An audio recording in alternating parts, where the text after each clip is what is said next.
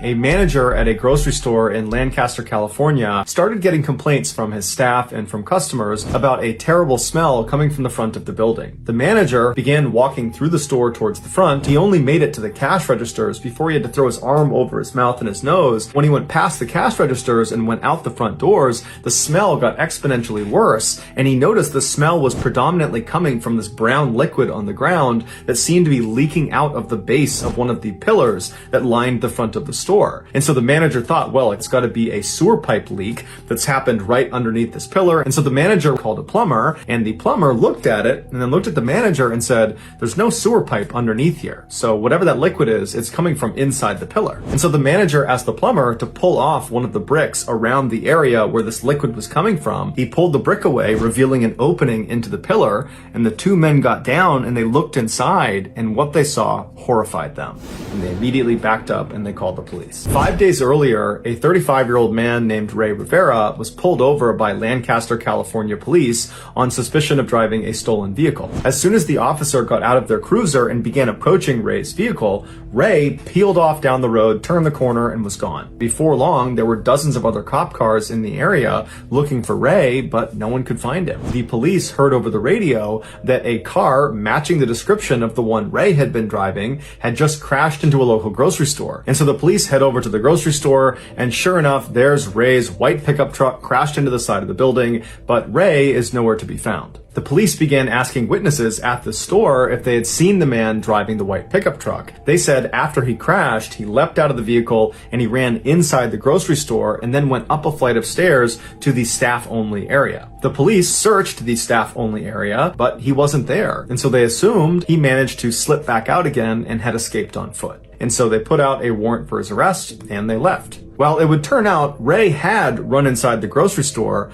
but he had never left. After running up to that staff-only area, he found a crawl space and he hid inside of it for several hours until the police left. And then at some point that evening, he decided he wanted to find a better hiding spot, and so he made his way onto the roof. There, on the roof, was this small structure that was built up just on the front end of the roof that gave the impression, from the parking lot looking up, that this building was a lot bigger than it really was. On the backside of this phony structure was a door that was accessible from the roof.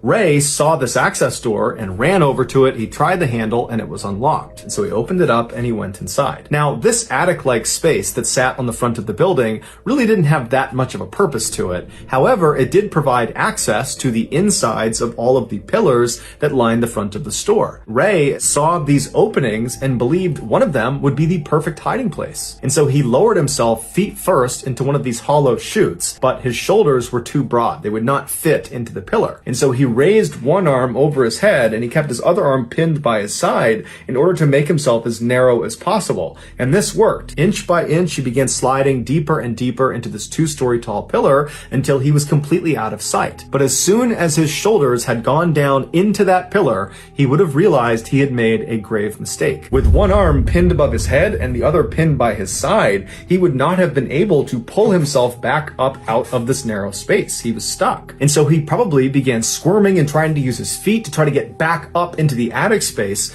but all of that movement only made him slip farther and farther down into this pillar until his feet touched the ground at the absolute bottom. He was also in such a narrow space that the walls of this pillar literally were crushing his chest, making it nearly impossible to get a full breath of air. And when he screamed out for help, nobody would have heard him because he was entombed inside of multiple layers of cement and brick. Also, making an already horrible situation that much worse, Lancaster, California was experiencing a very significant heat wave that month. And so all day long, the sun would have been blazing down on the outside of that pillar, heating up the inside like an oven. 5 days after Ray got trapped, the plumber removed that brick on the pillar, and he and the store manager bent down and looked, and they saw Ray's leg. The smelly brown liquid that had been coming out of the pillar that had alerted everyone to this in the first place was purge fluid, which is something that comes out of a decomposing body. Just know that I really appreciate your support, and until next time, that's going to do it. See ya.